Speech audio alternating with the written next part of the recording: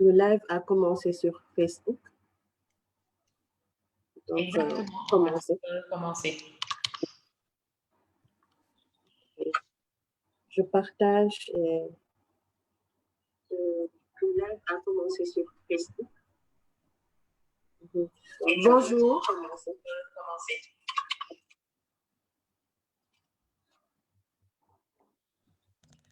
Bonjour, nous sommes au 14e webinaire ou jotaay de FESTIC. Là, ce n'est plus spécial Covid, mais c'est revenu. Espérons que ça va partir dans les meilleurs délais. Là, c'est le dernier webinaire de l'année 2020 qui est consacré au plaidoyer pour l'accès des femmes aux postes à responsabilité. Et c'est de bonne guerre. Et on parlait de tout ce qui tourne autour du numérique par rapport aux deux autres axes stratégiques de FESTIC. Aujourd'hui, nous parlons du troisième axe de FESTIC qui est le plaidoyer pour les femmes.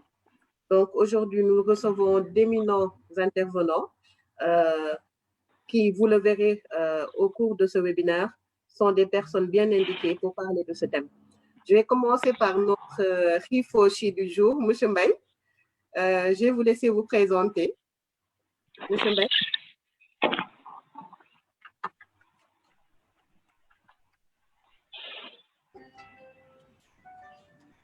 Bonjour. Est-ce que c'est bon? Vous m'entendez? Oui, c'est bon, M. Mbaye. Merci, Madame Carrère. Alors, je suis Abdoulaye Mbaye, je suis ingénieur télécom de formation et entrepreneur.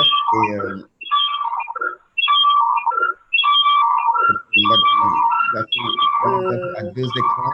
Les autres, s'il vous plaît, pouvez fermer vos micros.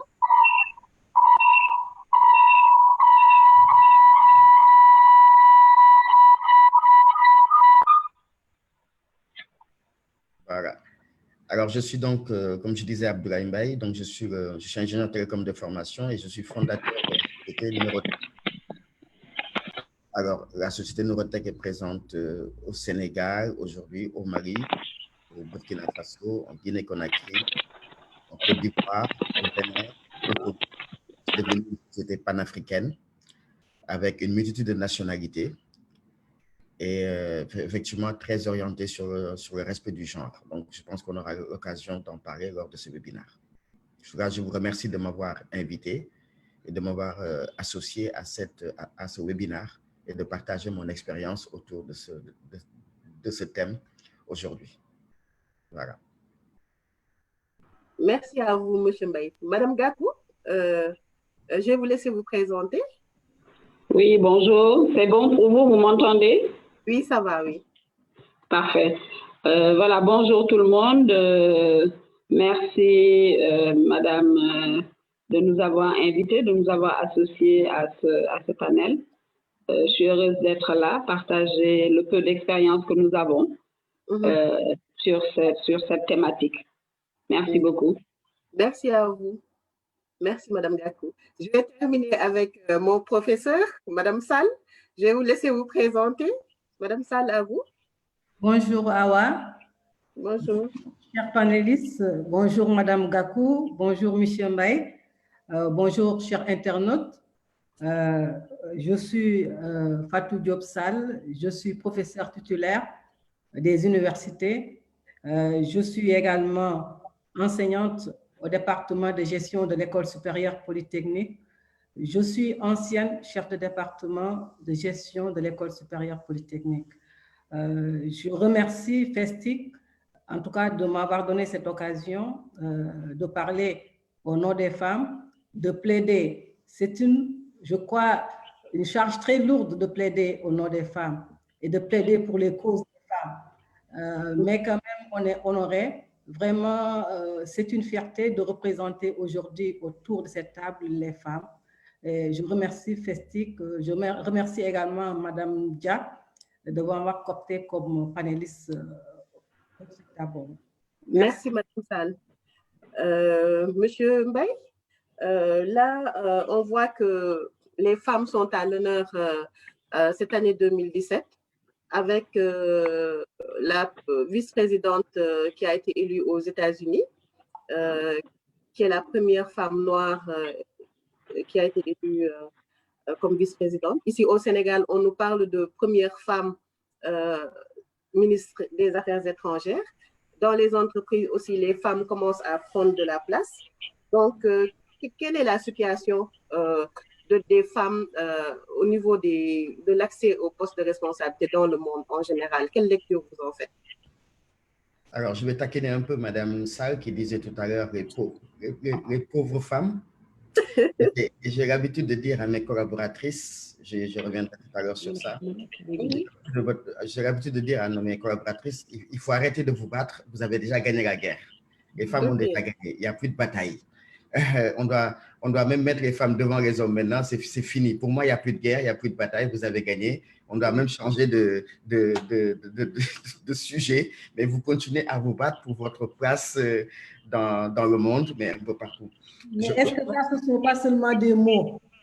Ah, je ne pense pas. Le débat commence bien, en tout cas. Madame Sall, je ne pense pas que ce soit des mots. On assiste quand même à une génération d'entrepreneurs, en tout cas de chefs d'entreprise qui ont une ouverture d'esprit assez importante. On se rend compte réellement de l'apport des femmes. Vous avez fait des études, vous êtes en train de mesurer aujourd'hui l'impact que les femmes ont dans l'économie, pas seulement dans l'économie informelle, dans l'économie nationale, mais l'impact que les femmes, le leadership que les femmes commencent à avoir un peu dans le monde. On assiste maintenant à des présidents de femmes et tout.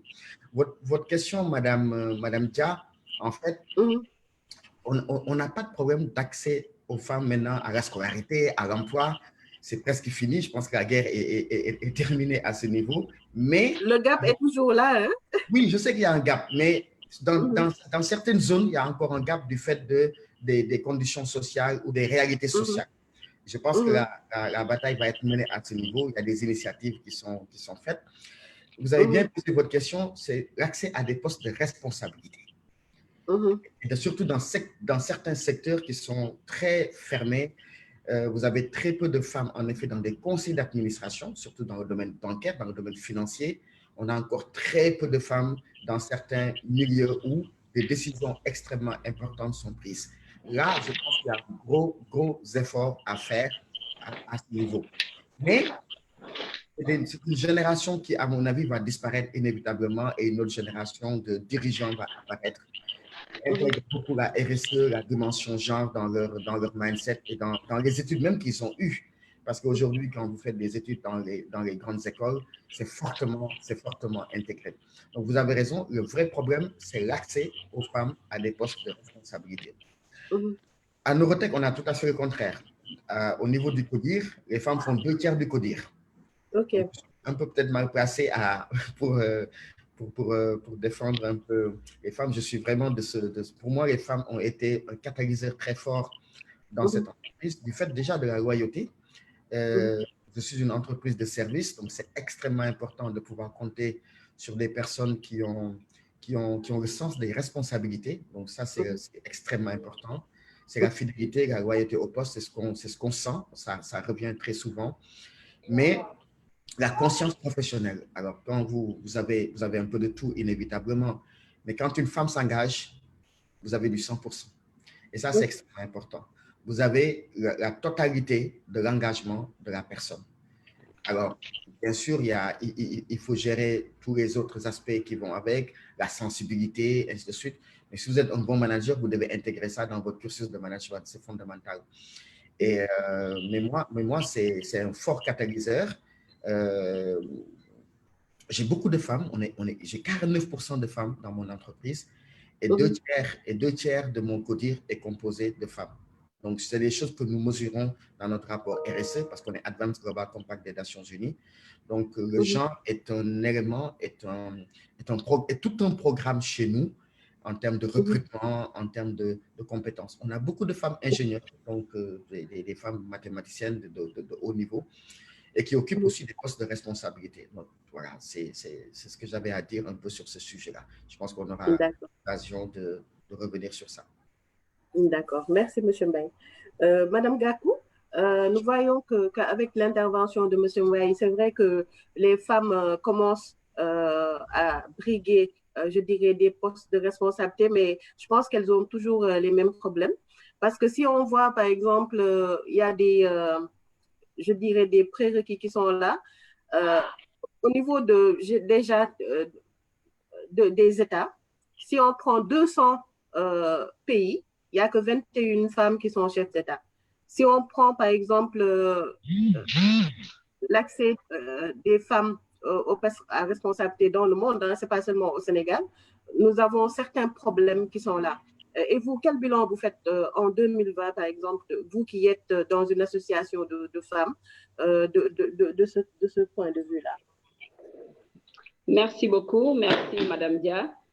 Tout d'abord, permettez-moi de féliciter M. Mbaye pour sa clairvoyance, parce que je pense qu'il fait partie des rares chiffres aussi qui donnent l'exemple, et c'est à saluer.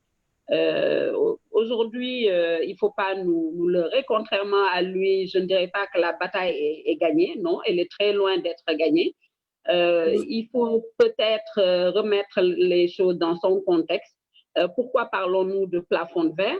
Le terme plafond de verre est apparu aux États-Unis en 1970, Glace Sailing, et fait référence aux obstacles rencontrés par les femmes pour obtenir des promotions, des postes à haute responsabilité. Et la métaphore, d'ailleurs, elle est criarde parce que c'est un élément qui est invisible, mais on voit, et c'est la réalité, que il est difficile pour les femmes de gravir les échelons, mais il faut aussi dire que c'est un phénomène sociétal. Malgré que plusieurs de nos États ont eu à mettre des programmes d'égalité de sexe, d'égalité de vie, d'égalité de salaire, il faut reconnaître qu'à ce jour, les résultats sont très faibles et très mitigés. Parce que tout simplement, les objectifs qui avaient été fixés à ces différents programmes, qui sont un recrutement plus juste, l'égalité des salaires, ces programmes-là n'ont pas encore pu atteindre réellement leur vitesse de croisière.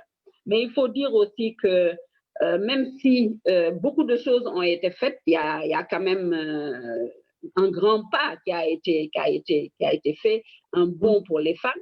Il faut dire que même si de plus en plus on rencontre des femmes dans des hauts postes de responsabilité, c'est plutôt dans des postes de, comment dire, administratifs, des postes de soutien opérationnel qui ne permettent pas forcément une réelle prise de décision. Et contrairement à ce que les hommes ont, qui sont à des postes décisionnels où vraiment ils arrivent à avoir une grande contribution stratégique. Aujourd'hui, le débat, c'est plutôt cela. C'est bien de faire cette articulation, de pouvoir amener des femmes à des postes de décision, mais il faudrait que ce soit réellement à des postes stratégiques décisionnels. Nos États, comme vous l'avez dit, beaucoup d'États aujourd'hui à travers le monde de l'Afrique, 21 seulement à la tête des femmes, à la tête de ces États-là, il y a des femmes présidentes, des femmes vice-présidentes, mais aussi tout n'est pas à laisser dans le lot des hommes. Il y a aussi une part de responsabilité de nous femmes qui parfois n'osons pas aller, par exemple, si c'est l'État, c'est aller en politique pour réellement occuper et être au devant. Beaucoup accompagnent des hommes à avoir un réel leadership politique, mais se privent ou se freinent elles-mêmes par rapport à ce leadership-là. Et cela, on le retrouve partout. Je suis dans un patronat de femmes et vous voyez, lorsqu'on convoque à ce jour le secteur privé, voilà, si on ne se bat pas, notre organisation n'est pas forcément convoquée. C'est dire que voilà, c'est le pouvoir, il ne se donne pas, il se conquiert. C'est aussi à nous femmes d'oser, d'aller chercher ce pouvoir-là pour effectivement émerger et être à des postes de décisionnels, mais accompagnés effectivement par des programmes, par des hommes qui connaissent toute la capacité de ces femmes-là pour pouvoir les mettre en avant. Je pense que c'est le monde, c'est l'entreprise, c'est nos États qui ont tout à gagner par rapport à cela. D'accord. Merci, Madame Gakou. Comme vous l'avez dit, hein, nous avons des acquis, mais le chemin reste il y a beaucoup de chemin à faire. Donc, il faut s'y mettre, bien qu'il y ait des femmes qui bravent, en fait, je dirais, le monde de l'entrepreneuriat, le monde des affaires, qui sont au sommet. Il y a des femmes, c'est à nous, femmes, qui devons nous battre pour accéder à ces postes à responsabilité. Madame Sall, vous êtes au niveau du milieu universitaire, vous êtes chercheuse, vous dirigez même un laboratoire d'études en marketing et stratégie. Que pouvez-vous nous dire, par exemple, de l'accès de ces femmes-là, en général, aux postes de responsabilité dans le monde et dans le milieu universitaire en particulier?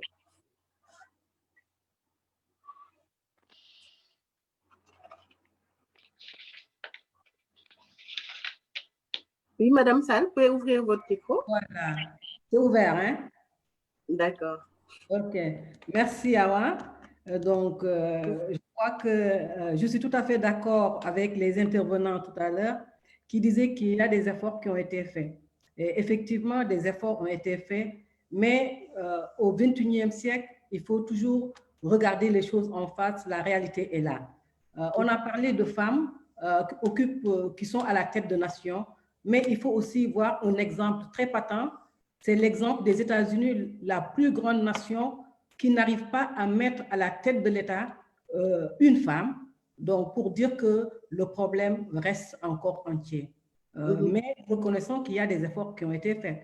Et dans le monde, et moi je crois qu'il faut analyser les choses au niveau macro avant d'en arriver au niveau micro. Je vais parler du cas de l'université, là où je suis, qui est une organisation publique, parce que tout à l'heure, on parlait des organisations privées. Je vais parler de l'exemple de l'organisation publique. Mais avant d'en arriver à l'université Cheikh Anta Diop, où je suis, je crois qu'il y a un regard au niveau macroéconomique qui doit être fait.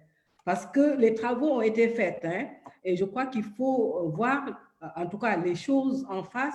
L'indice d'égalité de genre, donc de 2013, qui a été publié par l'Institut européen pour l'égalité entre hommes et femmes, a su montrer qu'il y a un écart dans la représentation entre hommes et femmes dans les instances de décision politiques, sociales, économiques. Et ces mêmes travaux ont montré également qu'il y a une augmentation progressive des femmes dans des instances décisionnelles, donc dans le conseil d'administration. Dans les conseils d'administration, parce qu'en 2003, donc le taux je dirais, de présence des femmes dans ces instances était de 9% en 2003. En 2014, le taux a progressé pour aller vers les 20%. Donc, pour montrer un peu la présence des femmes dans les conseils d'administration. Tout à l'heure, Madame Gakou l'a dit. Mais il faut savoir que si on regarde ces statistiques-là de manière vraiment analytique, il faut savoir que c'est surtout dans les pays où la législation est très contraignante en termes d'égalité de genre. C'est là où on trouve une présence forte de femmes dans les conseils d'administration. Et aussi, pas dans n'importe quelle organisation, dans les grandes entreprises cotées en bourse. C'est dans ces cas-là qu'on voit vraiment une présence des femmes dans les conseils d'administration. Donc, on dit que voilà, des efforts sont en train d'être faits. Il y a une légère amélioration, mais il faut voir cette amélioration donc, selon les pays. Donc, les pays dont les membres donc, ont des législations très contraignantes en termes d'égalité de genre, mais aussi dans les grandes entreprises cotées en bourse. Mais des efforts ont été faits. Si nous prenons maintenant l'exemple de l'université Cheikh Anta Diop, donc qui est, je dirais, la première université donc, au niveau du Sénégal. Nous avons 8 universités, mais l'université Cheikh Anta Diop est la première parce qu'étant créée en 1957 et inaugurée en 1959. Et on trouve plus de 60 000 étudiants, mais également la principale université en Afrique de l'Ouest. Quand nous regardons cette université qui a presque 65 ans d'existence, on remarque toujours qu'il y a un faible pourcentage de femmes universitaires. sur les 1485 enseignants au niveau de l'université, nous avons seulement 247 femmes, autour de 17,21%. Un autre élément également constaté au niveau de cette organisation universitaire, nous avons un pourcentage de femmes au grade, donc pouvant permettre d'occuper des postes à responsabilité très faible. Parce que vous savez qu'à l'université, c'est comme à l'armée, pour occuper des postes à responsabilité, il faut avoir le grade. Et les grades qui peuvent occuper des postes de responsabilité, c'est les professeurs titulaires. Nous avons 12,14% de femmes professeurs titulaires. Ce sont également les professeurs assimilés, ce qu'on appelle professeurs assimilés, et nous avons 14,57% de professeurs assimilés. Nous avons également ce qu'on appelle les maîtres de conférences titulaires. Ils sont au nombre de 38, le pourcentage est de 38,86%. Donc, au fur et à mesure qu'on monte au niveau de l'échelon hiérarchique, nous voyons que les femmes ne sont plus donc, dans ces grades qui permettent d'occuper des postes à responsabilité. Autre aspect également que nous avons noté est qu'au niveau de l'université, le pourcentage de femmes dans les instances décisionnelles sont très faibles. Sur les 162 femmes qui peuvent occuper des postes à responsabilité, seulement 14 femmes actuellement occupent des postes de responsabilité. Jusqu'à maintenant, depuis 1957, date de création de l'Université Cheikh Anta Diop, nous n'avons jusqu'à présent pas encore de doyen de faculté femmes, donc de doyennes femmes. Jusqu'à présent, nous n'avons pas encore de directrice d'école ou de directrice d'institut. Parce qu'à l'UCAD, nous avons des facultés, nous avons des instituts, nous avons des écoles.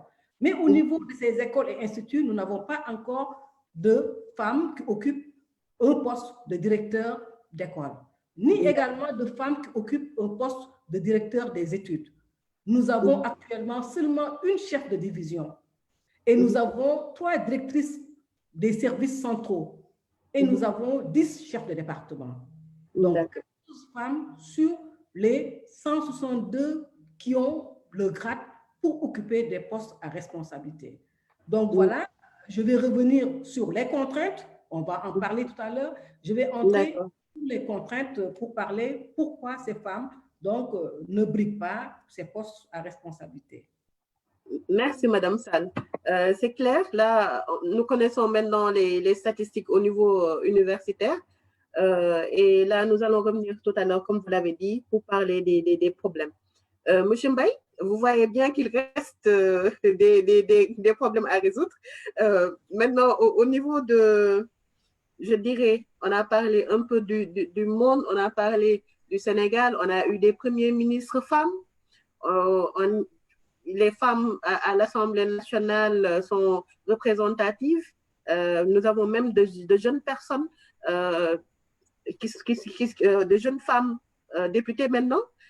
Mais au Sénégal, est-ce que réellement les femmes occupent, je dirais la plupart des femmes qui sont diplômées occupent des postes à responsabilité? Merci, Madame. Alors, moi, je remercie Madame Sall quand même parce qu'elle a donné des chiffres. Je suis un peu surpris des chiffres. Je me rends compte que je pensais que la plupart des structures aujourd'hui, du fait de mon environnement naturel, où je rencontre énormément de femmes dans mon travail partout, que c'était à peu près la même chose. Donc, je suis très, très surpris de ces chiffres et je vous remercie quand même pour cette mise à jour. Je vais quand même poser une question à Madame Sall, si vous me permettez. Allez-y. Au-delà de l'aspect, comment dirais-je, de tous les efforts qu'il y a à faire, Madame Sall, comment expliquez-vous ce décalage qui est très fort? Alors qu'on voit dans la famille, dans les zones rurales, aujourd'hui on voit dans les écoles, les femmes sont plus brillantes, elles sont plus nombreuses dans les classes scientifiques. Moi, j'ai eu la chance d'avoir ma fille qui a fait une série scientifique. Ils étaient 12 dans la classe et les 11 étaient des filles. Il y avait un seul garçon, série S1. Donc, je me demande, mais alors, est-ce qu'on est en train d'assister à un mouvement qui n'a pas encore explosé, mais qui va exploser prochainement, parce qu'on se rend compte que les femmes aujourd'hui, en tout cas, sont plus brillantes que les jeunes garçons à l'école. Elles sont plus consciencieuses. Est-ce qu'on assiste à un mouvement qui va arriver à éclore à un moment? Ou est-ce que vous pensez qu'il y aura encore des barrières malgré tout ça? Parce que ces dirigeants qui bloquent, que ce soit dans le domaine politique, dans le domaine universitaire ou dans l'autre, sont appelés aussi à partir et vont être remplacés par d'autres personnes peut-être plus sensibles à ce problème. Comment vous expliquez ce Monsieur Mbaye, je pense que cette question-là, c'est la dernière question. Donc, on va y revenir tout à l'heure. Sinon, on va répondre avant l'heure. Donc, oui, on va laisser à Mme Saltega de la question. Après, vous y répondrez tout à l'heure. Vous savez, j'ai beaucoup de mal dans les débats autour des femmes parce que je ne dirais pas que je suis féministe, mais mon expérience naturelle de la vie m'a montré tout à fait le contraire de ce que j'entends tout le temps au sujet des femmes. Je vous donne un exemple. Moi, j'ai embauché une femme qui était enceinte de 6 mois. Elle disait qu'elle n'allait pas venir à son entretien. Elle est arrivée avec son ventre. Elle a fait son entretien et je lui ai dit, moi, je vous prends. Je vous prends, vous allez accoucher. Je vais vous faire votre contrat maintenant pour vous rassurer, comme ça, vous n'avez pas de stress. Je vous prends maintenant. Quand vous aurez fini de faire votre accouchement et d'arrêter votre bébé, vous revenez travailler. Elle était très surprise. Elle est encore avec moi. Elle me l'a rappelé la dernière fois. Elle m'a dit, tu m'as embauché pendant que j'étais enceinte. Et donc, mon mindset, mon ADN, quelque part, est très orienté sur ce genre de choses. Donc, j'ai du mal, quelquefois, à nous défendre ou avoir une position complètement contraire. Je n'arrive pas à me l'expliquer. D'accord. Peut-être que Mme Sall et Mme Gakou, qui sont plus en contact avec ces problématiques, seront plus enclines, en tout cas, que moi, à expliquer ça. Moi, pour moi, c'est tout à fait naturel. En fait, vous êtes un exemple à suivre.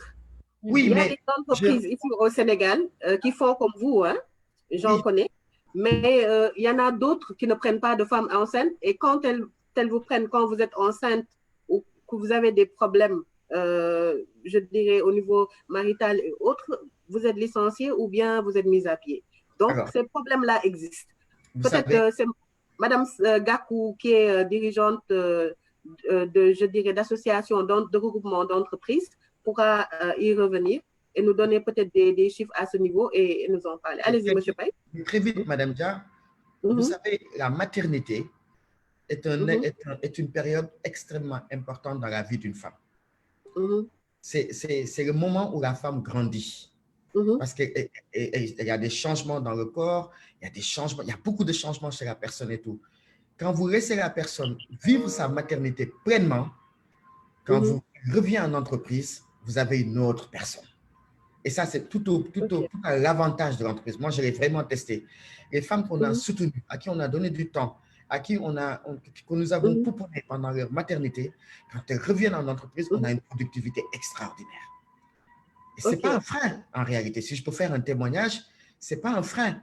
Et on est en train de penser aujourd'hui, avec la COVID, ce qui s'est passé, à donner plus de temps aux femmes pour qu'elles passent du temps chez elles, parce qu'on se rend compte qu'on a une augmentation de la productivité des femmes au niveau de la COVID. Et moi, je suis en train de réfléchir dans notre plan comment donner du temps aux femmes pour qu'elles restent 2 ou 3 jours chez elles et de travailler en télétravail. Et on a une augmentation de la productivité. Et ça, on l'a mesuré. D'accord.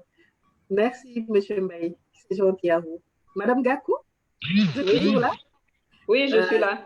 Là, je pense que la question vous a été posée déjà par rapport à la situation au niveau des entreprises sénégalaises, puisque vous êtes dans le secteur privé. Peut-être vous pourrez nous éclairer à ce niveau. Oui, tout à fait. Je vais d'abord faire 2 ou 3 précisions. En Afrique subsaharienne, 33% des entreprises seulement sont des entreprises dirigées par des femmes. Et au niveau salarial, les femmes salariées ont 2/3 du salaire d'un homme. Ça, ce sont des chiffres qui ont été donnés.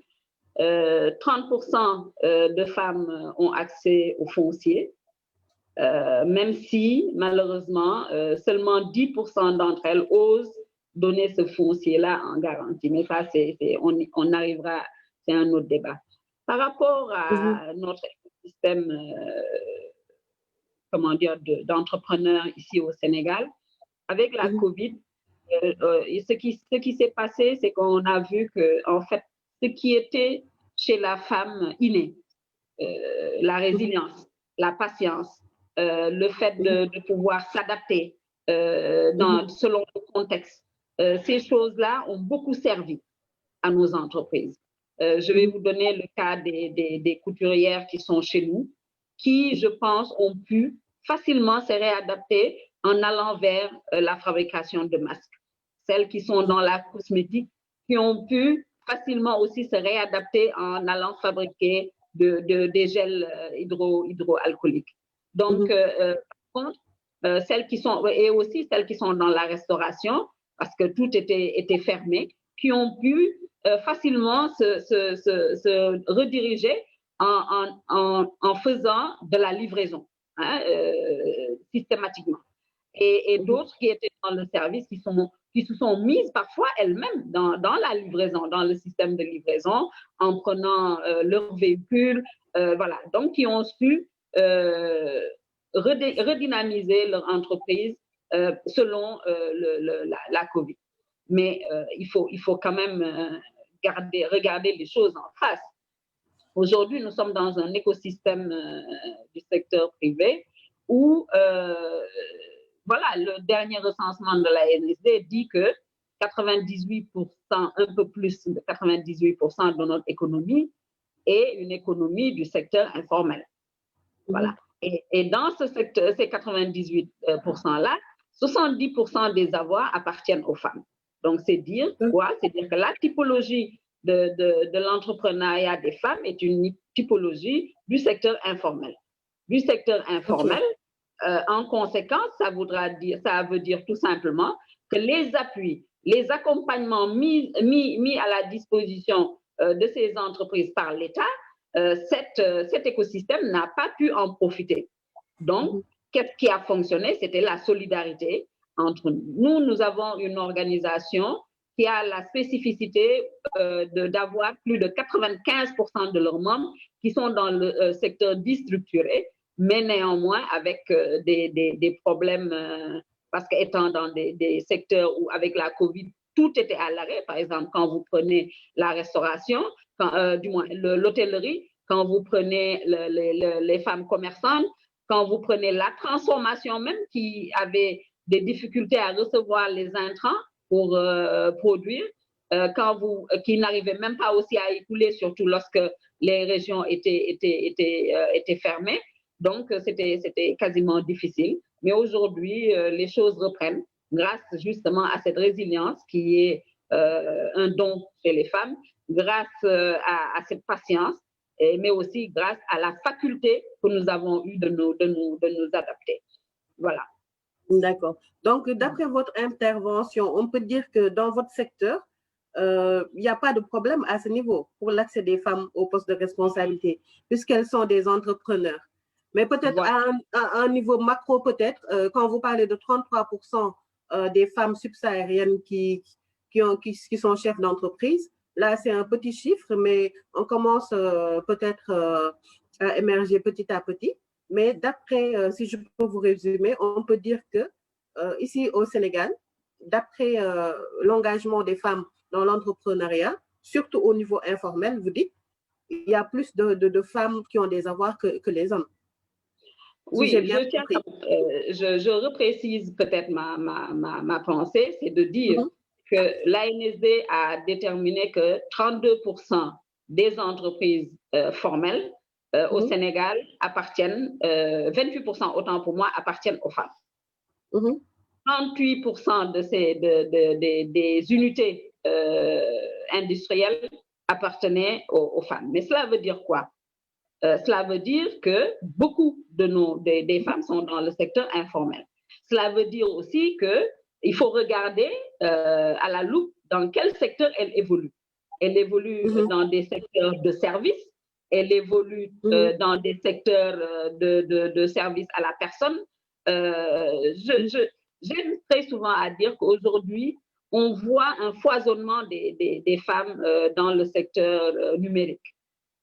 C'est vrai, c'est extrêmement important. Le numérique a permis à l'entrepreneuriat des femmes de rester résilientes. Parce que grâce à la vente en ligne, beaucoup ont pu garder intact leur outil de travail. Même si, à la base, elles ne sont pas de cette formation-là. J'avais omis de dire lors de ma présentation que je suis ingénieure en système d'information, formée à l'ESI de Paris.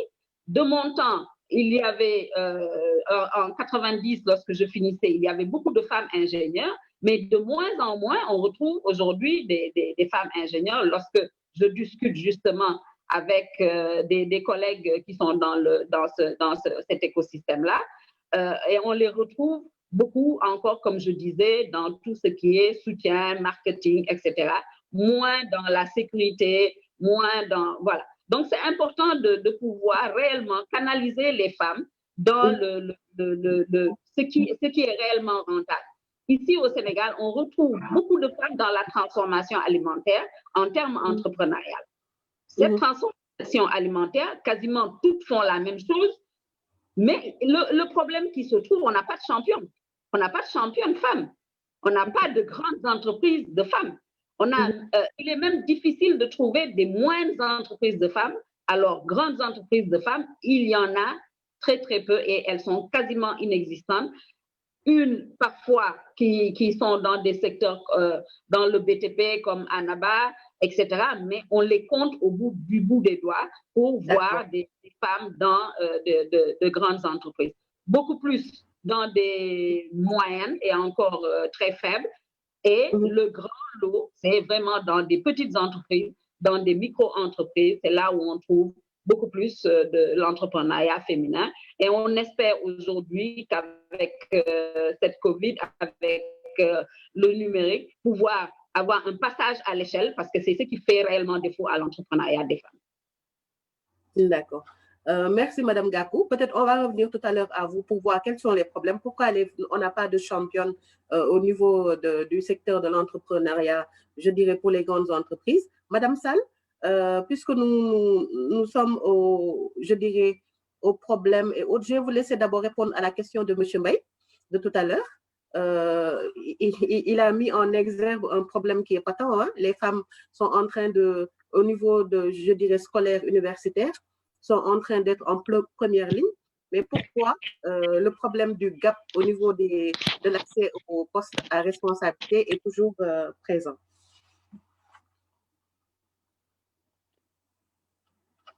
Votre micro, Madame Sall. Madame Sall, votre micro est fermé. Allez-y. Merci, Awa. Donc, je vais d'abord peut-être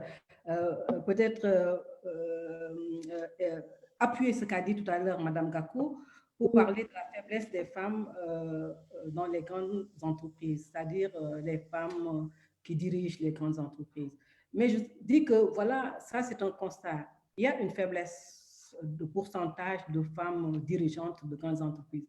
Mais il faut reconnaître que si on regarde, en tout cas les statistiques, on fait une analyse, non pas une analyse de chiffres seulement, mais une analyse qualitative, on voit que ce sont ces femmes-là qui ont généralement les meilleurs résultats, les meilleures performances.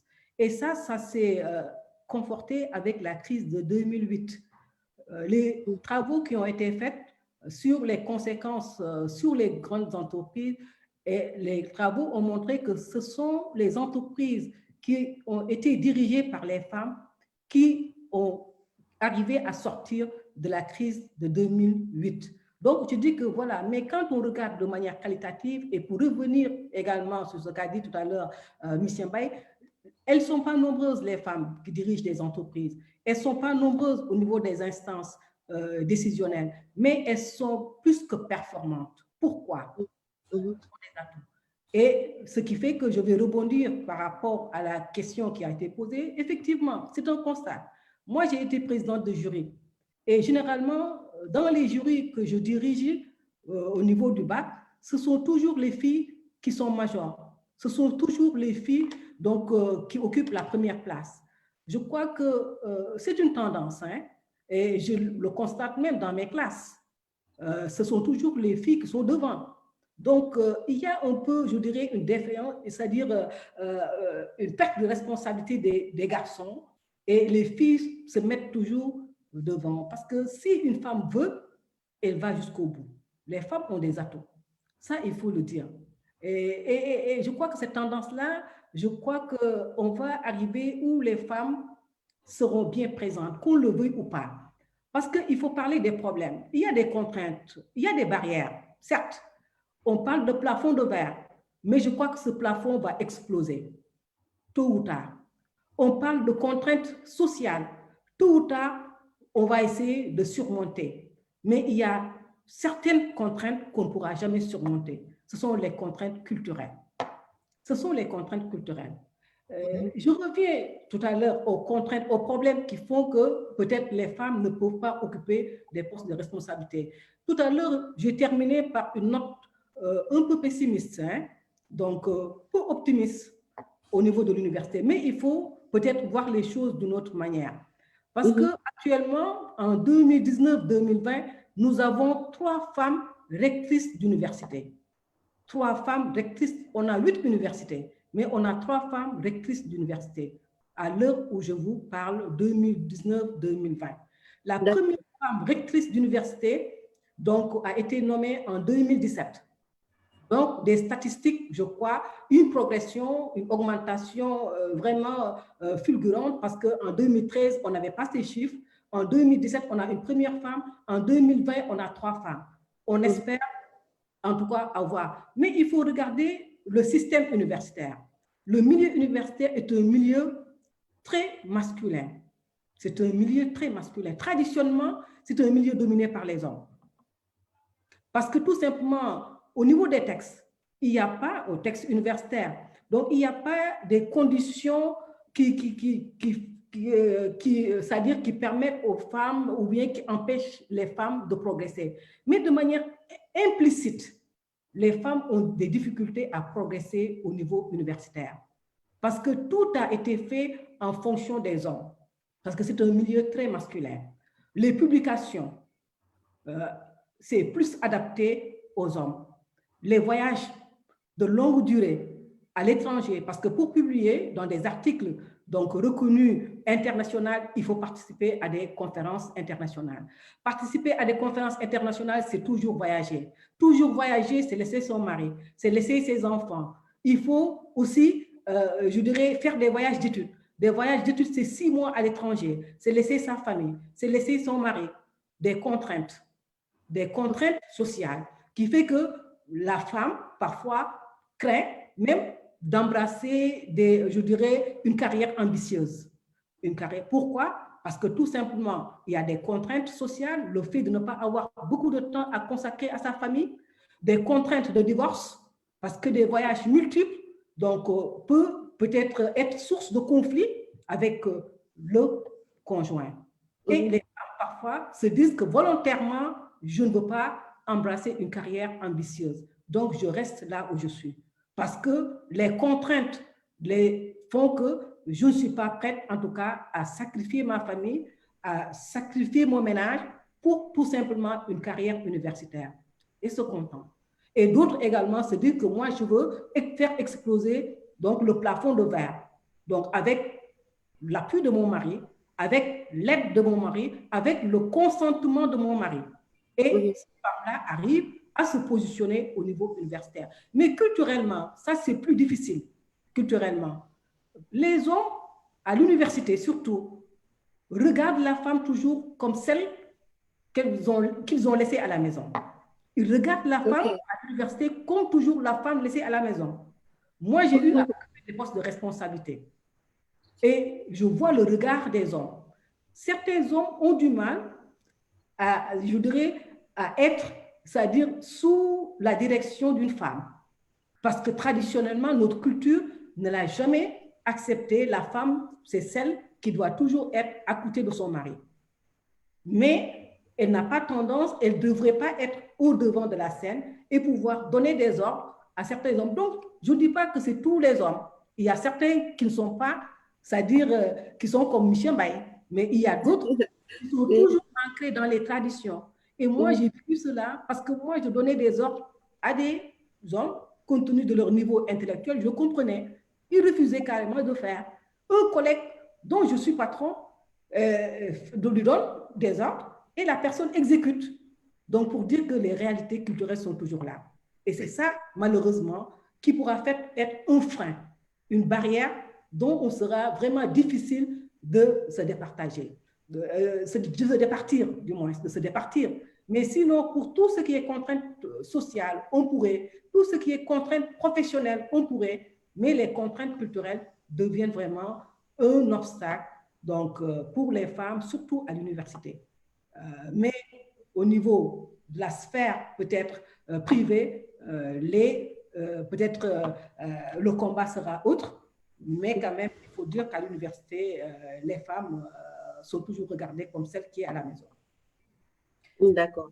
Merci, Madame Sall. Donc, on voit que les femmes sont très brillantes côté études, que ce soit scolaire ou universitaire.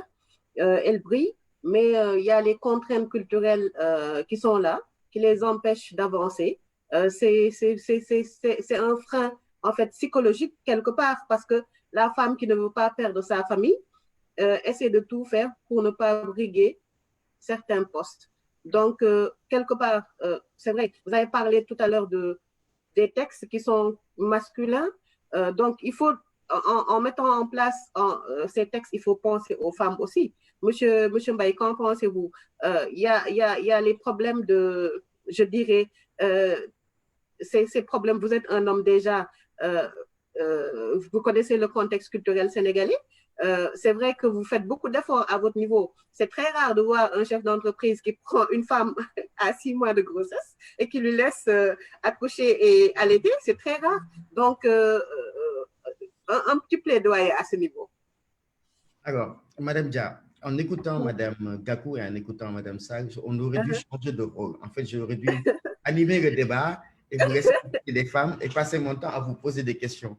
Non, c'est vrai. Je suis en face d'éminents spécialistes et plus je vous écoute, plus je prends conscience des réalités et personnellement, je ne m'en rendais pas compte. Et plus je vous écoute, chiffres à l'appui, plus je vous écoute, témoignages à l'appui, plus je prends conscience de la disparité et de l'écart qu'il y a. Et ça me touche beaucoup. Et je dis, mais en fait, j'aurais dû animer ce débat et vous aurez dû être de l'autre côté parce que j'ai beaucoup de questions. Ma première... Mais allez-y, posez vos questions quand vous voulez. Oui. En fait, je pense avoir des solutions. Moi, je suis assez pragmatique et je pense que les problèmes posés par Mme Gakou et les problèmes posés par Mme Sall, on aura beaucoup de mal à les changer en passant notre temps uniquement à faire des plaidoyers. Il faut être dans l'action. Okay. Et dans l'action, à un moment, il faut légiférer. Je m'explique. Parce que si on ne légifère pas, on ne fera absolument rien. Il faut que les gens aient du courage pour légiférer. Et il faut y aller progressivement. Il ne faut pas, dans une comment dirais-je, dans une société comme les nôtres, où l'ancrage culturel, l'ancrage social est très fort, il faut y aller progressivement. Je pense que c'est extrêmement important pour y arriver. Y aller progressivement, c'est par exemple au niveau de l'université ou dans le secteur, imposer des quotas. Mais pas des quotas 50-50 tout de suite, mais dire, OK, dans l'université, dans le conseil de l'université, il faut en 2021, 25% de femmes, en 2022, 30% de femmes, et progressivement jusqu'à arriver à égalité. Et y aller progressivement. Ça oblige déjà de préparer une génération de femmes qui, dans leur tête, peuvent se dire, c'est possible, de toute façon, il y a un quota, je vais y accéder et je vais y arriver, ainsi de suite, à l'Assemblée nationale, à certaines fonctions. Et ça montre une volonté politique de l'État et des institutions de montrer, de donner le bon exemple. Et donc, parce que ce qu'on vit dans le secteur public, on ne le vit pas toujours dans le secteur privé, surtout dans les grands groupes où c'est la performance qui domine. Il y a des groupes, il y a des secteurs d'activité qui sont encore très sectaires, où vous avez des femmes qui sont performantes, on les reconnaît, on donne des postes de manager, mais ils ne sont pas dans les instances de décision comme le comité exécutif ou comme le conseil d'administration où les vraies décisions sur la stratégie, les budgets se décident. Et donc, ils n'ont pas leur truc. Donc, ça, c'est réel. Je pense que Mme Sall, Mme Gakou, le plaidoyer, il doit être dans comment mettre en place un système de quotas progressivement et en identifiant un certain nombre d'institutions, comme les universités, comme des institutions bien pratiques, ne pas essayer de généraliser dans un premier temps et d'essayer de se battre dans certaines institutions pour amener un quota progressif pour que les femmes, parce qu'elles ont montré qu'elles sont capables. On dit elles sont meilleures à l'école, elles sont meilleures sur le plan du travail, elles sont plus résilientes. Alors, ça c'est mon deuxième propos. Qu'est-ce qui s'est passé entre-temps? On va y arriver tout à l'heure. Donc, je pense que le système de quota pourrait régler. Quand je regarde les pays nordiques, il faut aussi que nos femmes, l'égalité a un prix. Quand vous allez dans un aéroport dans un pays nordique, c'est le seul aéroport où vous voyez une femme porter une grande valise et l'homme porter aussi une grande valise. Ils se partagent le travail à égalité. Vous ne verrez jamais l'homme prendre la valise de sa femme en disant « oui, je vais porter les deux valises ». Dans nos cultures, c'est l'homme qui va porter les deux valises, qui soutient la famille. C'est assez parlant. Le fait de porter les deux valises, ça veut dire c'est moi qui fais l'effort, c'est moi qui soutiens tout, c'est moi qui fais tout. Et ça arrange aussi beaucoup les femmes. Beaucoup de femmes, ça les arrange quelque part. Ce confort dans le partage des responsabilités, dans le partage dans l'engagement dans la famille et tout, inévitablement, s'insuffle dans l'activité professionnelle. Je ne prends pas mes responsabilités ailleurs je ne prends pas mes responsabilités dans la famille. Je suis moi-même prise en charge entièrement par mon mari dans tous les aspects, dans l'effort physique et dans tous les efforts. Après, je ne peux pas en effet aussi. Donc, mon mari, il garde une certaine idée de ce qu'elle a laissé à la maison. Il va retrouver les mêmes personnes au bureau. Donc, son idée, grandir comme ça, son idée est déjà dressée. Ça, c'est extrêmement important. Le code de la famille est un barrage, est une barrière. Aujourd'hui, le code de la famille tel qu'il est construit, c'est l'homme qui est le chef de famille. Et donc, c'est extrêmement important de regarder la femme, même si elle gagne plus que son mari, elle n'a pas toujours la responsabilité de prendre en charge la famille. Elle n'a pas encore cette responsabilité de façon factuelle. Et je pense que, alors, je ne demande pas de déconstruire, parce que dans ce qu'on a construit, il y a dans notre religion, dans notre façon de faire, dans notre culture, dans notre société, il y a des choses qui sont bien. Il faut que nous soyons assez intelligents pour garder cette particularité qui nous caractérise, qui fait la stabilité de nos pays, mais aussi de légiférer progressivement, je dis bien progressivement, doucement, mais en ayant un plan clair, en disant, en 2050, voilà ce que nous voulons. Un objectif, une vision, et engager tout un mouvement autour de ça. Je suis vraiment dans les solutions. Je ne suis plus dans les problèmes. Parce que pour moi, les problèmes sont déjà posés. On a les éléments. Je ne sais pas ce que vous en pensez. Oui, nous sommes même dans les solutions. Et ce que vous avez dit est tellement vrai. C'est vrai que quand vous parlez de code de la famille, c'est un peu dépeint sur la religion et notre culture. Il y a les barrières culturelles qui sont là. Donc, comme vous dites, hein, la femme qui laisse tout à son mari ne peut pas quelque part lui dire « moi, je vais voyager 6 mois et vous laissez ici mes enfants et moi » ou faire des heures, je dirais, des horaires de travail impossibles pour faire avancer sa carrière. C'est un peu contre-indiqué en fait. Donc, Madame Gak, en Europe du Nord, allez-y. En Europe du Nord, avec le congé parental, l'homme a le droit de prendre des congés de, je ne sais pas, 6 mois ou de 12 mois, et a le droit de prendre des congés pour s'occuper de son enfant. Dans certains pays, on accepte que la femme soit carriériste et que l'homme ne le soit pas. Mais ici, on ne l'acceptera pas.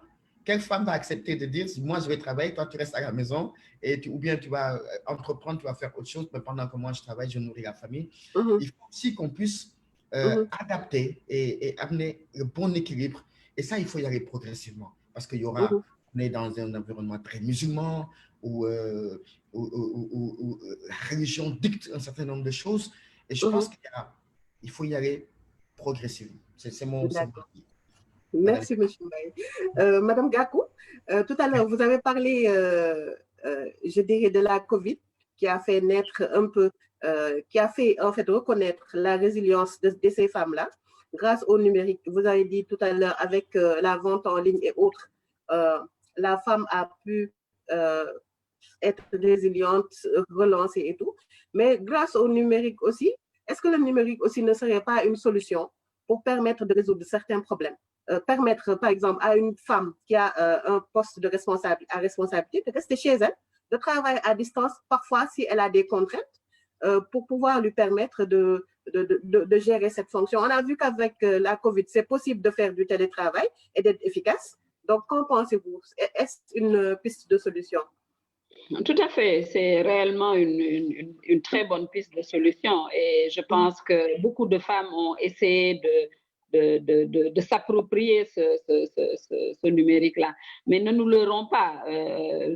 Il y a aussi très peu de femmes qui osent même s'aventurer à aller vers ce numérique-là. La grande majorité sont quasiment des analphabètes dans tout ce qui est ordinateur. Moi, je vais me donner l'exemple de mon organisation. À ce jour, nous sommes 700 entreprises. Donc, nous avons créé 700 adresses email. Mais je vous assure, nous passons journalièrement à envoyer entre 20 à 30 informations économiques. Mais il y en a peut-être une centaine qui ouvrent quotidiennement leur boîte email. Donc, c'est dire. C'est parlant, hein? Oui, j'ai une solution pour vous. J'ai une solution pour vous, Mme Gakou. J'ai une solution pour vous. Il ne faut plus faire d'email. Oui, oui, nous essayons d'en faire le moins possible en essayant de prendre le téléphone et d'envoyer des messages par SMS. Nous essayons le maximum de le faire, mais c'est juste pour répondre à cet aspect de non-appropriation de la femme que nous sommes, des femmes que nous sommes, de cet aspect numérique. Mais effectivement, le Covid a permis d'avoir un regard beaucoup plus pointu sur cet outil-là qui permet beaucoup de choses, qui pourrait accélérer en termes de formation, en termes comment dire, de nivellement par le haut, en termes d'accès à la ressource, d'accès au financement. Moi, je prends un secteur dans lequel j'évolue, qui est comment dire, ma passion, qui est l'édition de jeunesse. Aujourd'hui, je peux dire, nos locaux sont quasiment fermés. Tout le monde travaille. Nous sommes une petite équipe, c'est vrai, nous ne sommes que 5. Tout le monde travaille quasiment en télétravail parce que, voilà, il faut quasiment tous les livres sont mis sur numérique, sont numérisés. Nous essayons aujourd'hui comment dire, de restructurer ou de changer carrément cette activité-là, même si le livre papier reste encore notre dada, mais nous allons aussi vers le livre numérique. Donc, c'est bien. Mais j'aimerais vraiment dire à M. Mbaye qu'il a parfaitement raison. Vous savez, on a une notion sénégalaise qui explique qui nous sommes, nous, les femmes. La femme te dit, man dañ ma yor, ça veut tout dire. Dañ ma yor veut dire que nous ne sommes responsables de rien du tout. Voilà. Et j'aime à dire à mes sœurs que nous ne sommes pas élevés pour prendre le leadership. Ça, c'est une réalité. Et en tout, nous avons été élevés aujourd'hui de plus en plus. Nous allons à l'école, de très hautes études, nous sommes des salariés, mais nous avons été éduqués pour, sitôt l'école finie, trouver un emploi, devenir épouse et devenir mère. C'est cela le rôle que nous confie, que nous assigne plutôt la société. Et chaque fois qu'une femme ose faire autrement, en général, elle est indexée parce qu'elle prend de la liberté. Et c'est vraiment cette liberté-là que nous devons oser prendre. Je prends le cas l'exemple de l'entreprise. Beaucoup d'entre nous, femmes, créons de plus en plus, surtout la nouvelle génération, créent de plus en plus, en fait, leur propre emploi. Elles créent pour, soi-disant, devenir autonomes financièrement, certes, mais est-ce qu'elles ont un objectif de croissance? Très peu, long. Peu d'entre elles ont une ambition de faire de cette entreprise qu'elles ont créée vraiment quelque chose de grand, un grand projet. Lorsque j'aime à discuter avec les femmes nouvellement adhérentes dans notre organisation, en leur demandant de me dire ce qu'elles faisaient, de me l'expliquer, la première des choses, c'était pour me dire, j'ai une petite entreprise. Voilà. Donc, ça veut dire que dans notre mindset, tout ce que nous faisons, déjà, c'est nous-mêmes qui le dévalorisons. c'est nous-mêmes qui disons que c'est petit parce que c'est juste pour me permettre d'avoir un petit emploi. J'adore aussi ce que Madame le professeur a dit tantôt en disant que les femmes qui ont de grandes entreprises étaient beaucoup plus rentables. C'est tellement vrai. Mais ce n'est pas seulement celles qui ont de grandes entreprises. Même la femme qui est seule dans son entreprise, qui fait un chiffre d'affaires de 100 millions, 150 millions, qui a peut-être 2 ou 3 employés, est beaucoup plus rentable qu'une entreprise dirigée par un homme qui fait 300, 500 millions de chiffre d'affaires. Beaucoup plus rentable et parfois dans des secteurs très, très porteurs. Donc, c'est dire que vraiment, c'est vrai, la société, l'éducation, la culture nous ont élevés à ne pas oser. Mais de plus en plus, nous avons été à l'école, nous avons amené nos enfants à l'école, mais même nous, soi-disant intellectuels, quand nos enfants étudient, qu'elle a 30 ans, nous avons tendance à lui dire « demain outil de cœur ». Parce que pour nous, c'est aussi le regard de la société qui est pesante. Alors qu'on ne se voit pas nous réaliser sans avoir à côté le mari et des enfants. Et l'autre chose aussi qu'il nous faut vraiment mettre l'accent dessus, c'est que pourquoi nous n'osons pas aller ou demander ou avoir cette ambition, c'est parce que nous avons peur d'être imparfaits. En entreprise, moi je dis, j'accepte que je ne suis pas tous les jours avec mes enfants. Mais je suis sûre que chaque fois que je prends le temps d'être avec eux, c'est un temps de qualité. J'accepte de ne pas être la meilleure épouse. J'accepte de ne pas être la meilleure mère parce que j'ai aussi mes ambitions, mais je mets aussi un point d'honneur que chaque fois que je vais être à côté de mon époux, ça va être de la qualité. Chaque fois que je vais être avec mes enfants, je serai à 100% avec mes enfants. Donc, il faudrait aussi que ce regard-là que nous impose la société, que nous impose la culture, en nous disant il faut être une mère parfaite, il faut être une épouse parfaite, il faudrait que nous aussi, nous acceptions justement d'être des personnes imparfaites et de pouvoir nous réaliser personnellement. Et je pense que c'est important, mais le numérique pourrait effectivement nous accompagner dans comment dire, cette évolution-là, parce que voilà, ça nous permet de toucher un plus grand monde. Aujourd'hui, vous lancez une information dans n'importe quel réseau social, c'est des milliers, voire même des millions qui peuvent s'en approprier. Donc, c'est un magnifique outil, autant de formation, d'accès à l'information, mais aussi qui doit permettre une évolution des mentalités. D'accord. Bien conclu, Madame Gakou. Madame Fall, je vais vous laisser parler des solutions, mais avant cela, il y a une question de Astoufal qui dit bonsoir professeur Sall, félicitations pour votre exposé. Je voudrais comprendre pourquoi en gestion, le problème est plus palpable. Rares sont les docteurs femmes en gestion. Donc, parlez-nous un peu de ce problème avant d'aller vers les solutions. Ouvrez votre micro. Voilà, donc tout à l'heure, quand je présentais peut-être les statistiques, je l'ai fait au niveau universitaire, sans pour autant entrer dans les disciplines, mais au niveau micro également, je dis qu'il y a des efforts. On a des femmes rectrices, des efforts sont faits, mais toujours le problème est toujours là. Il faut encore voir comment améliorer les conditions des femmes universitaires. Quand nous prenons le cas, rien qu'en gestion et au niveau du département de gestion, moi, je suis la seule femme enseignante au niveau de mon département et ça fait 18 ans. 18 ans que je suis la seule femme au niveau de mon département. Parce que tout simplement, les recrutements sont faits sur la base des décisions des enseignants. S'il y a une seule femme qui s'oppose ou qui veut qu'on recrute une femme alors que la majorité ne le veut pas, on ne va pas recruter. Si on doit noter la femme, s'il n'est pas en alliance avec d'autres hommes, ne pourra pas.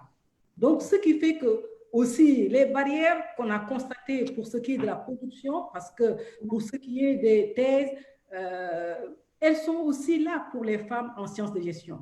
Donc, en sciences de gestion, actuellement à l'université, on n'a que je dirais, 2 enseignantes en sciences de gestion, 2 enseignantes, une au niveau du département de gestion et une femme au niveau de la faculté des sciences économiques et gestion. Et là où je suis, depuis 18 ans, je suis la seule. Donc, les problèmes sont toujours là. Les problèmes sont toujours là. Et ce qui fait que je vais rebondir sur ce qu'a dit monsieur tout à l'heure, Mbaye, il faut des quotas. C'est ça qui pourrait nous permettre, en tout cas, de permettre aux femmes d'intégrer, en tout cas, cette sphère universitaire. S'il n'y a pas de quotas, les femmes auront du mal à être recrutées, les femmes auront du mal à être dans des instances de décision au niveau de l'université. Donc, il faut des quotas. Je suis tout à fait d'accord. Nous, on est dans une société, pour revenir tout à l'heure ce qu'a dit Mme Gakou, on est dans une société ancrée dans les traditions et les religions, la culture. Ce qui fait qu'on a du mal à éclore, surtout les femmes. Mais il faut savoir qu'il faut qu'on regarde les choses avec un autre regard. On doit se poser la question à savoir pourquoi les femmes qui sont dans des entreprises et qui sont à la tête d'entreprises réussissent. Les études l'ont montré au niveau donc, mondial, les études l'ont montré également au niveau national, avec tout ce qu'a dit tout à l'heure Mme Gakou. Il faut regarder les choses avec un autre regard.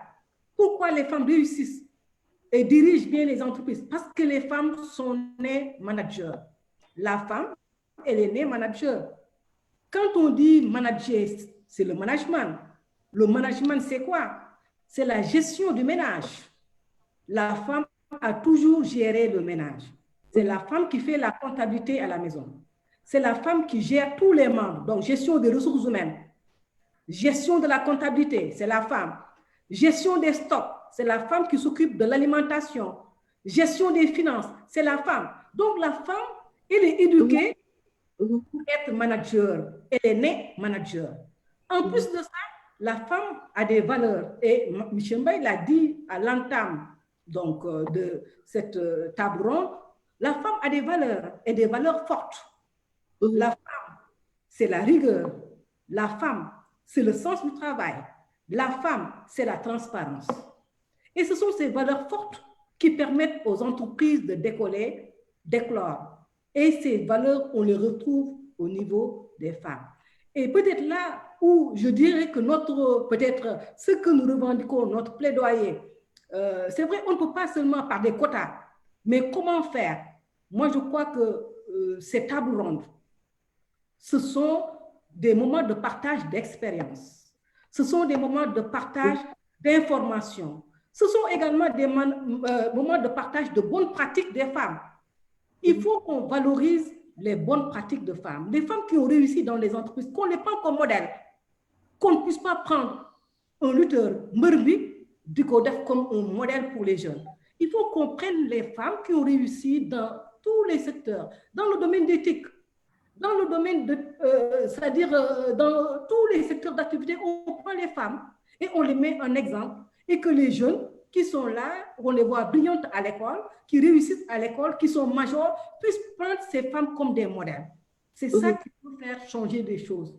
Mais si toujours on est, je dirais, autour de cette religion pour dire qu'on a des limites, je crois qu'il faut y aller doucement. C'est vrai, il faut y aller doucement pour pouvoir changer des choses. Maintenant, peut-être, pour faire la différence, il faut donner aux femmes l'opportunité d'occuper des postes à responsabilité pour faire la différence, quels que soient les domaines, que ce soit dans le domaine d'éthique, que ce soit à l'université, que ce soit dans d'autres domaines. Pour faire la différence, c'est les femmes comme opportunité dans les postes à responsabilité. Mais comment les atteindre? C'est cette question qu'on doit se poser. Comment les atteindre? Comment faire de telle sorte qu'on arrive vraiment je dirais, à les amener à rester elles-mêmes parce qu'elles sont intelligentes.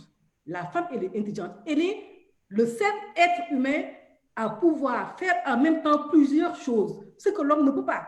L'homme, il se concentre sur une chose, Monsieur Mbaye, plusieurs choses à la fois. Elle réussit toujours. Elle réussit toujours. Elle part de l'école, elle va cuisiner, elle prépare pour son mari, elle s'occupe de ses enfants et elle travaille, elle fait de bons résultats. Donc, je crois qu'il faut se poser les bonnes questions, des plaidoyers, partage d'expérience, bonnes pratiques pour amener les gouvernants vraiment à reconnaître les rôles de ces femmes. Je modifie. Voilà, Madame Dia. Oui, Madame Sall. Là, on est au terme de, je dirais, de notre webinaire. Je vais laisser à chacun d'entre vous donner votre mot de la fin. Je vais commencer par M. Mbaye. Madame Sall vous a interpellé et je vous ai vu sourire tout à l'heure. Allez-y. Oui, en fait, ce matin, j'étais en train de... Je participais à un webinaire ou non, une réunion avec Shine to Lead, l'organisation Shine to Lead qui a été créée par Aïe-Bachiri. Et on était en train de me recruter comme mentor, enfin pas comme mentor, mais bon, comme personne ressource pour pouvoir aider les jeunes filles dans les endroits défavorisés à ne pas décrocher, qui sont brillantes, excellentes et à ne pas décrocher. Donc, je discutais beaucoup. Et je me suis rendu compte qu'avant la fin de la discussion, on avait trouvé des solutions sur la participation de nos par rapport à ça. Et donc, dans l'après-midi, tout d'un coup, je suis encore avec un plaidoyer des femmes. Donc, ce matin, un plaidoyer des femmes, les jeunes femmes. Là, plaidoyer des femmes qui sont dans le domaine professionnel, ça me fait 2. Et demain, j'anime une conférence à l'Institut français sur la responsabilité sociétale, la résilience face à la COVID, des choses comme ça. Et je dis, bon, il y a quelque chose qui se passe. Il y a quelque chose qui se passe. Et Madame Sarr est en train de rire. Et donc, il y a quelque chose qui se passe. Et moi je suis quelqu'un de très pragmatique. Et ça fait des années, chez moi, c'est naturel. Peut-être que c'est l'éducation que j'ai eue. J'avais une maman hyper impliquée, très impliquée dans la gestion de la maison et de tout. Mais ça ne nous a pas, personne dans ma famille, ça n'a changé pour le respect de la femme. Au contraire, ça a décuplé le respect que l'on a pour les femmes. Et moi, je pense que c'est cette éducation que j'ai eue qui fait que je suis entouré de femmes dans mon entreprise, dans mes amitiés, dans beaucoup de choses. Et je ne me suis jamais posé la question en réalité. Mais avec cette conférence, ça tourne un peu dans ma tête. Et c'est pour ça que je vous disais, Madame Dia, qu'il fallait que j'anime la conférence parce que j'ai trop de questions pour Madame Sarr. Non, la prochaine fois, on va vous coopter comme modérateur, c'est sûr. Oui, mais il faut que je les rencontre à d'autres occasions pour qu'on puisse discuter. Pourquoi? Parce que moi, je suis pragmatique. Il faut faire. Quand j'entends ça, je me dis, oui, mais on ne fait rien. On ne fait rien. Et moi, j'aime définir une stratégie, définir un plan d'action, et après, chacun fait sa part. Et ça, c'est extrêmement important. Parce que quand on ne fait rien, on fera encore des conférences, des plaidoyers. Et dans 10 ans, Madame Sarr sera encore là pour dire « Je suis encore la seule personne à l'université à occuper telle fonction. » Qu'est-ce qu'on fait? Et moi, je préfère ce genre d'initiative, soutenir ce genre d'initiative, participer à ce genre d'initiative pour que ça change. Mais il faut faire quelque chose. Il faut définir un vrai plan et il faut y aller. Et des chefs d'entreprise, je vous assure, Madame Sarr, quand vous regardez, vous parlez tout à l'heure du domaine du numérique, Madame Gakou aussi en parlait, l'ouverture d'esprit qu'il y a dans le domaine du numérique n'existe, je pense, en tout cas, dans aucun autre secteur. Premièrement, quand je fais beaucoup de mentorat, je suis vice-président de Réseau Entreprendre, les 2 cohortes qu'on a encadrées sur 6 mois, où je suis chargé de l'encadrement en amont, où je les prépare pendant 6 mois sur la vision, les valeurs, la stratégie, l'organisation, l'efficacité opérationnelle, le business model, tout ça. Sur mes 2 cohortes, j'avais un homme à chacun. Sur 8 personnes, j'ai que des femmes. Et donc, pour moi, dans ma tête, le premier est résolu. Il n'y a plus rien à faire. Et peut-être que c'est mon milieu naturel ou mon environnement qui fait que je me trompe. Et quand je vous écoute, je me dis, oui, je me trompe. Je n'ai peut-être pas intégré certaines dimensions ou certaines catégories de personnes que je ne fréquente peut-être pas ou que je ne vois pas. Et que les statistiques me montrent inévitablement. So, Madame Sarr, Madame Gakou, il faut faire quelque chose. Il faut porter le combat. Et porter le combat, ce n'est pas se battre contre tout le monde. Je pense que vous avez beaucoup de supporters et vous ne vous en rendez pas compte. Et je pense qu'il faut mobiliser ces supporters par une instance, je ne sais pas. D'abord, les mobiliser, porter le message et aller ensemble. Ce n'est plus, pour moi, ce n'est même pas un combat. C'est tout à fait naturel, mais il faut faire quelque chose. Voilà mon mot de la fin, Madame Dia. Je ne veux pas en rajouter. Je pense que tout a été dit par ces deux brillantes femmes que je remercie de m'avoir ouvert les yeux sur un autre aspect des choses que je ne voyais pas du tout. En tout cas, je suis très heureux d'avoir participé à ce webinaire, de faire la connaissance de Mme Gakou et de Mme Sall. Et j'aimerais les rencontrer. J'aimerais que vous puissiez venir à Neurotech, rencontrer mes collaboratrices, qu'on puisse discuter et qu'on puisse identifier ce qu'il faut faire. Et je suis prêt à le soutenir. Merci à vous, M. Mbaye. En tout cas, vous êtes notre vrai Hifoshi. Le terme a été bien choisi. Et la prochaine fois, on va vous prendre comme modérateur, comme vous avez dit. Et là, comme vous êtes pragmatique, ça va nous permettre d'avoir plus de solutions. Merci à vous et merci pour votre disponibilité et votre amabilité. Madame Gakou, votre mot de la fin?